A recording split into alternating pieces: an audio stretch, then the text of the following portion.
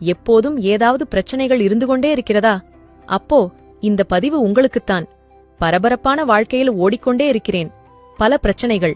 வீட்டில், தெருவில், ஊரில், உறவில், நண்பர்களிடத்தில், வேலை செய்யும் இடத்தில் என பிரச்சனை பிரச்சனை பிரச்சனை. ஏதாவது ஒன்று இருந்து கொண்டே இருக்கிறது. தூங்க முடியவில்லை. எனக்கு ஏதாவது ஒரு தீர்வு சொல்லுங்கள் சாமி என்றவாறே அந்த முனிவரின் முன்பாக நின்றிருந்தான் அவன். அப்போது மாலை நேரம். முனிவர் அவனிடம், பின்னால் இருக்கும் தோட்டத்திற்கு சென்று எத்தனை மாடுகள் இருக்கின்றன, அவை என்ன செய்து கொண்டிருக்கின்றன என பார்த்துவிட்டு வா என்றார். சென்றவன் திரும்பி வந்து, 100 மாடுகள் இருக்கும் சாமி, எல்லா மாடுகளும் நின்று கொண்டிருக்கின்றன என்றான். நல்லது, உனக்கு இன்னைக்கு ஒரு சின்ன வேலை தர்றேன். நீ அந்த 100 மாடுகளையும் தூங்க வைக்கணும். அந்த 100 மாடுகளும் தரையில் படுத்து ஓய்வானவுடன் அங்கே பக்கத்திலேயே இருக்கிற சின்ன ஓய்வறையில நீ போய் படுத்து தூங்கிக்கலாம். 100 மாடுகளும் படுக்கணும். அதுதான் முக்கியம். இந்த வேலையை முடிச்சிட்டு காலையில் திரும்பி வா என்றார். சரி ஐயா என்றவாறு தோட்டத்திற்கு போனவன் இரவெல்லாம் இருந்துவிட்டு கண்களில் தூக்கமின்றி காலையில் களைப்புடன் திரும்பி வந்து, ஐயா, இரவு முழுவதும் தூங்கவே இல்லை என்றான். என்னாச்சு என்றார் முனிவர்.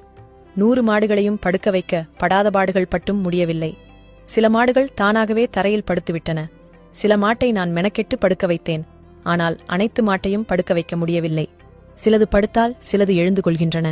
அனைத்து மாட்டையும் ஒட்டுமொத்தமாக படுக்க வைக்க முடியவில்லை சாமி.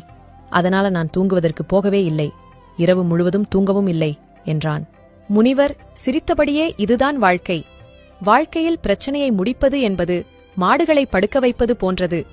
சில பிரச்சனைகள் தானாக முடிந்துவிடும். சிலவற்றை நாம் மெனக்கெட்டு முடித்துவிடலாம். ஆனால் சில பிரச்சனைகள் முடிந்தால் வேறு சில பிரச்சனைகள் புதிதாக எழலாம். அனைத்து பிரச்சனைகளும் முடிந்தால்தான் நிம்மதியாக தூங்குவேன் என்றால் இந்த உலகத்தில் யாராலும் தூங்க முடியாது. பிரச்சனைகள் அனைத்தும் எப்போது முடியும் என கவலைப்பட்டுக் கொண்டே இருக்காதே. தீர்க்க முடிந்தவற்றை தீர்த்துவிட்டு மற்றவற்றை கடவுளின் கைகளில் அல்லது காலத்தின் ஓட்டத்தில் ஒப்படைத்துவிட்டு உனக்கான ஓய்வறையில் நிம்மதியாக இருக்க கற்றுக்கொள் என்றார்.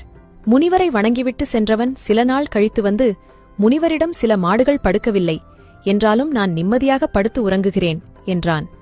வாழ்வில் பிரச்சனைகள் என்பது 100 மாடுகள் போன்றது. அனைத்தும் ஒரே நேரத்தில் படுப்பதற்கான வாய்ப்பு குறைவே. ஒவ்வொன்றும் படுப்பதற்கான காலம் உள்ளது. அப்படியே நமக்கான பிரச்சனைகள் தீர்வதற்கான காலமும் உள்ளது. ஆகவே சிலவற்றை இறைவனை பிரார்த்தித்து அவற்றை காலத்தின் கரங்களில் ஒப்படைத்துவிட்டு வாழ்வை அமைதியாக அனுபவிப்போம். வாழ்வு பிரச்சனையாக இருப்பதற்கும் மகிழ்ச்சியாக இருப்பதற்கும் மனம்தான் காரணம் என்ற சூட்சுமத்தை புரிந்து கொண்டால் சுகமாய் வாழலாம்.